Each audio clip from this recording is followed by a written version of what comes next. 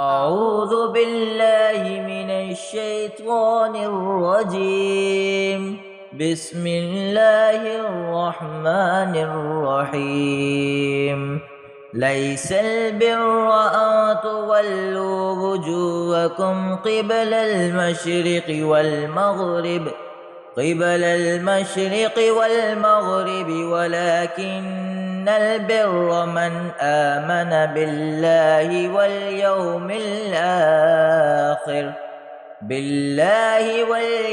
الآخر والملائكة والكتاب والنبيين، وآتى المال على حبه ذوي القربى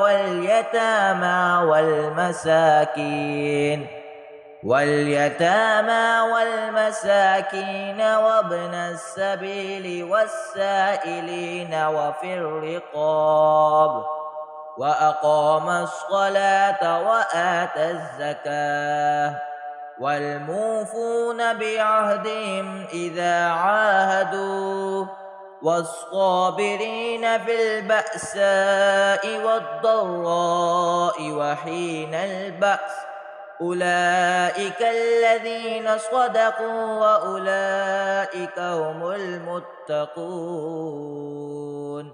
يا أيها الذين آمنوا كتب عليكم القصاص في القتلى، الحر بالحر والعبد بالعبد والأنثى بالأنثى، فمن عفي له من أخيه شيء فاتباع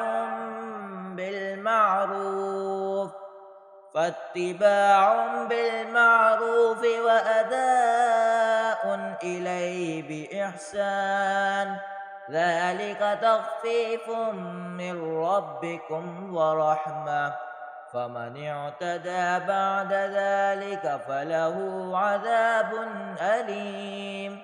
ولكم في القصاص حياة يا أولي الألباب لعلكم تتقون.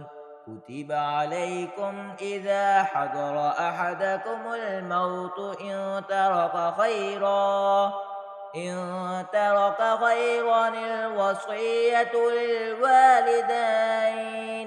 للوالدين والأقربين بالمعروف حقا على المتقين، فمن بدله بعدما سمعه فإنما إثمه على الذين يبدلونه، إن الله سميع عليم. فمن خاف من موص جنفا أو إثما فأصلح بينهم فلا إثم عليه، إن الله غفور رحيم. صدق الله العظيم.